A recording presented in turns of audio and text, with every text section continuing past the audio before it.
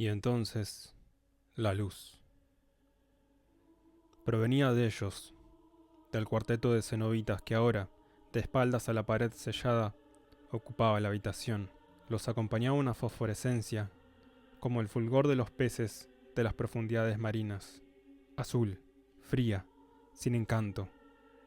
Frank se percató de que nunca había tratado de imaginar cómo serían. Su imaginación, aunque fértil para la estafa y el robo, era muy pobre en otros aspectos, de modo que ni siquiera lo había intentado. ¿Por qué entonces se sentía tan angustiado al posar sus ojos en ellos? ¿Era por las cicatrices que les cubría cada centímetro del cuerpo?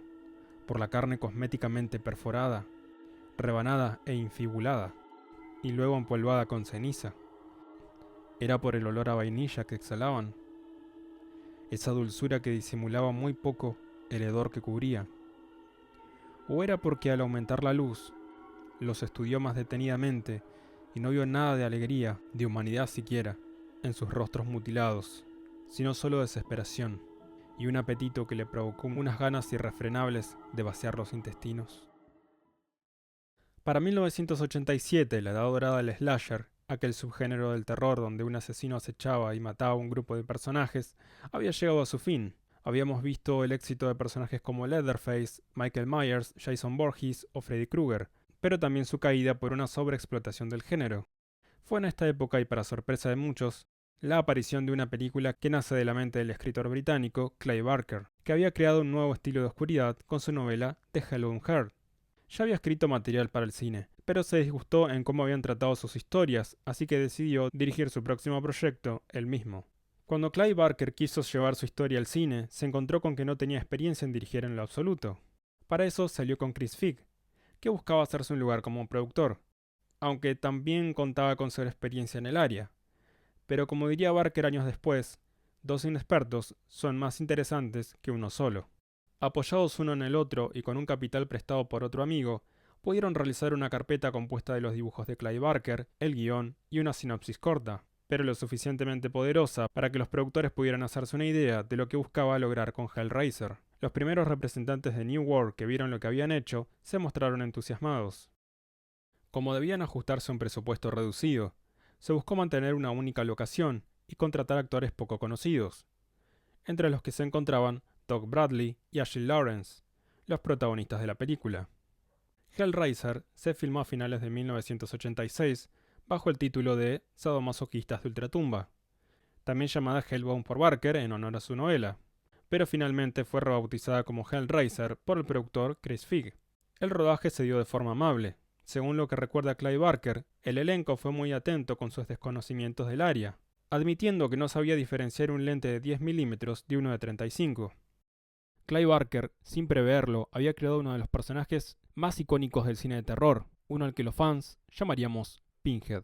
Lo que Barker sí sabía es que estaba metiéndose en zonas tabú, en zonas prohibidas. Frank Cotton compra una misteriosa caja negra con decoraciones doradas en Marruecos. Al resolver su mecanismo en su casa, invoca a unos seres conocidos como cenobitas, quienes lo despedazan con cadenas y ganchos. Al final, se llevan la caja con ellos. Tiempo después, el hermano de Frank, Larry, se muda a esa misma casa con su esposa, Julia, e invita a su hija Kirsty, producto de un matrimonio anterior. Lo que Larry ignora es que Julia mantuvo un breve pero intenso romance con Frank antes de casarse. Durante la mudanza, Larry se hiere y su sangre cae al suelo de la habitación donde Frank murió. Esa sangre comienza a reconstruir el cuerpo de Frank, pero solo parcialmente. Julia descubre a la criatura y, aunque horrorizada, accede a ayudarlo a recuperar su forma humana, llevando hombres a la casa para que Frank los asesine y use su sangre para recomponer su cuerpo. Mientras tanto, Kirsty sospecha que algo siniestro ocurre. Encuentra la caja, descubre a Frank y logra escapar, pero termina internada en un hospital. Sin saberlo, abre la caja y atrae de nuevo a los cenobitas. Para salvarse, hace un trato con ellos. Lo llevará hasta Frank, quien escapó de su castigo. Kirsty regresa a casa y encuentra a su padre, pero descubre que Frank ha asesinado a Larry y ha usado su piel como disfraz. Frank la persigue, pero entonces aparecen los cenobitas, que cumplen su parte del trato y despedazan a Frank. Sin embargo, ahora pretenden llevarse también a Kirsty. En medio del caos y del derrumbe de la casa, Kirsty logra manipular la caja y desactiva sus mecanismos. enviando a los cenobitas de regreso a su dimensión y logrando escapar. ¿Qué hacer cuando todo lo que el mundo te ofrece ya te aburrió? Eso era lo que pensaba Frank, que no quedaba nada más. Pero se equivocó.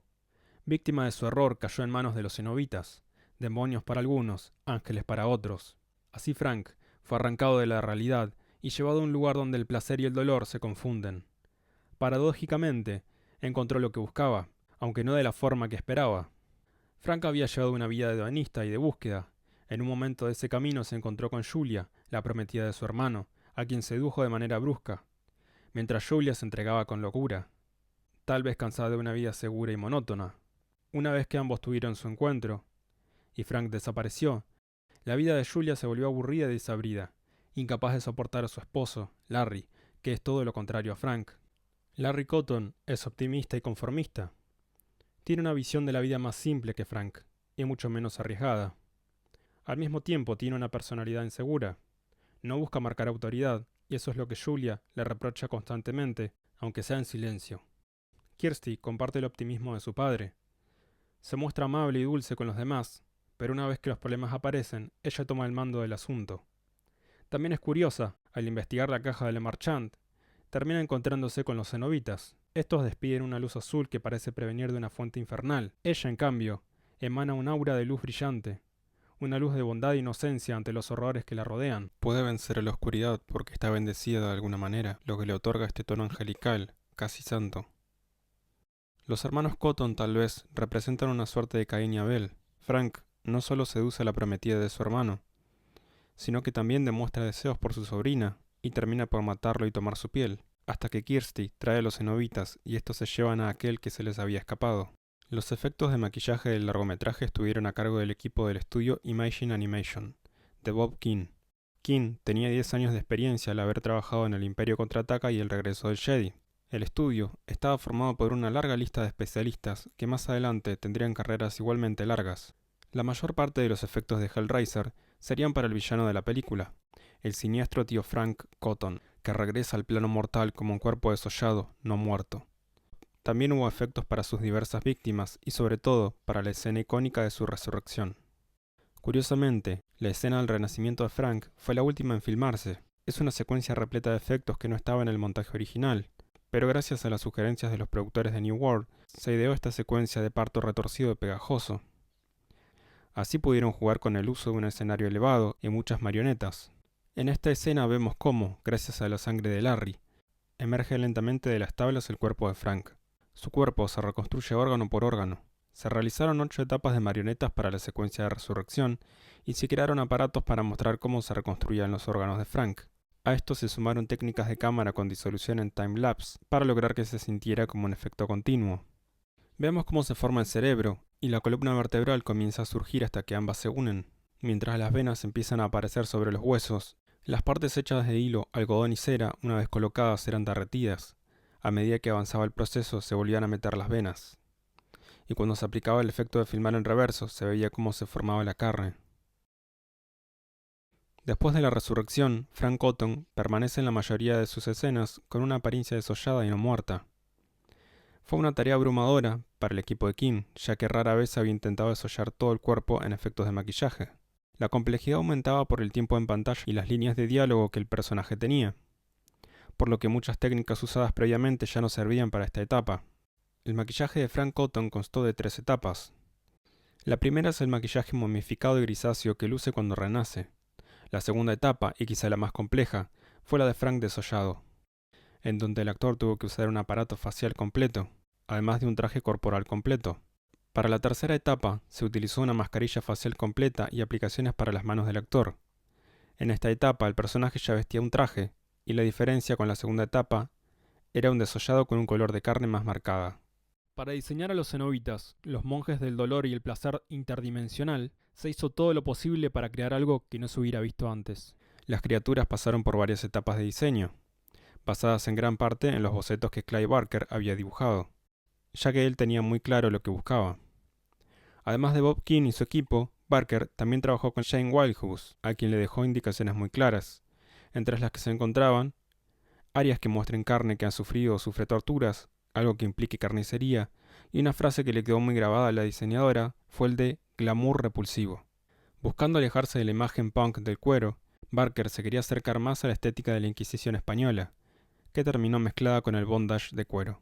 De aquel proceso colaborativo nacieron varios cenobitas: Butterball, obeso y de cabeza redondeada; Cheater, con sus dientes al descubierto; y la cenobita femenina, entre otros. Pero Clive Barker se había fijado especialmente en uno de ellos, el líder, que más adelante sería conocido como Pinhead. Una de las indicaciones del director era que quería poder ver el rostro del actor, por lo que el maquillaje no fue tan profundo, pero sí exhaustivo. Doug Bradley, el actor que interpreta a Pinhead, recordó la primera vez que se sometió a la aplicación de maquillaje. Se necesitaron 6 horas para ponerlo todo, y cerca del final sentía que estaba casi en un viaje místico, una experiencia que le sirvió para interpretar al personaje. El líder cenobita tiene alfileres por toda su cabeza. En las primeras pruebas de pantalla no se veía muy bien, por lo que tuvieron que ser reemplazadas por metales más grandes hasta llegar a su versión final. Eso, junto con una variedad de aplicaciones corporales que se ven en su piel y en su traje de cuero, darían vida a Pinhead.